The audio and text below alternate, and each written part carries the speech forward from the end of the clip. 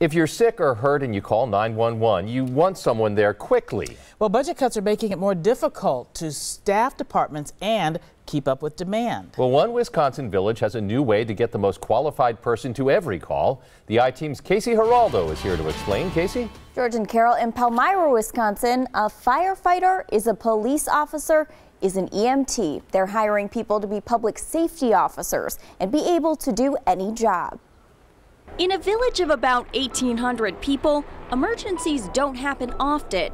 But when they do, the expectation is the same. When you're in that situation, you want them there, yesterday. Like this plane crash. 2 people were hurt in Palmyra when a small plane went down. Oh my God, what's going to happen? James Small is the police chief and the fire chief and an EMT who rode with one of the men in the crash.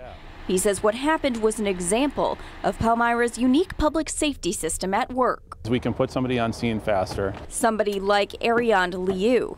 We first met him when he left this scene as a firefighter, returning as a police officer. I never thought going to school to be a police officer that I'd become a firefighter. The department has relied heavily on volunteers, but this change allows them to bring in more paid staff members like Liu. That's why they're paying him to get EMT training too.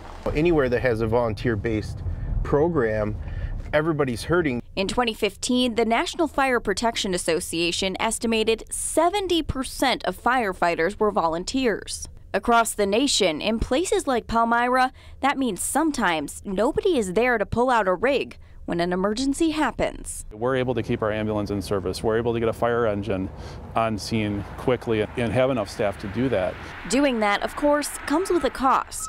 The 2018 budget for the department is about $630,000. That's up from $441,000 in 2017.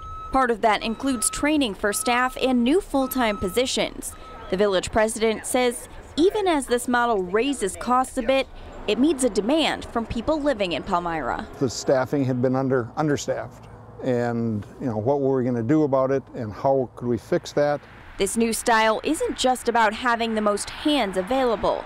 Small considers it a more holistic way of looking at public safety. People who are trained in EMS are trained to think about outcomes. They're trained to think about long-term strategies more so than, hey, I took the report, it's done, and now we're on to the next thing.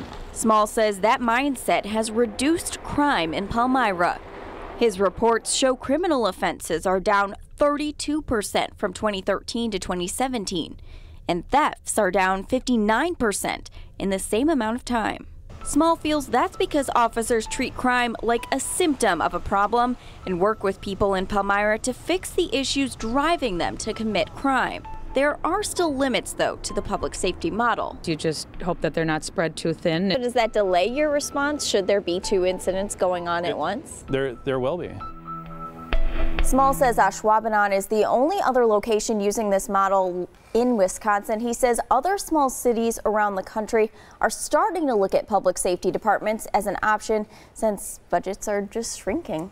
Yeah, now Casey, Milwaukee just announced the closing of 6 local fire stations. Could this option be used for those types of places? It's a question that we had when we were doing the story, and Small says bigger communities have too high a call volume to justify doing this. He says Palmyra can pull it off because they get about 200 fire calls a year and about 1,500 police calls a year. He says as those numbers go up, communities really do need to have separate agencies to be able to handle it all. Makes sense. Okay, Casey, thank you for that enlightening report.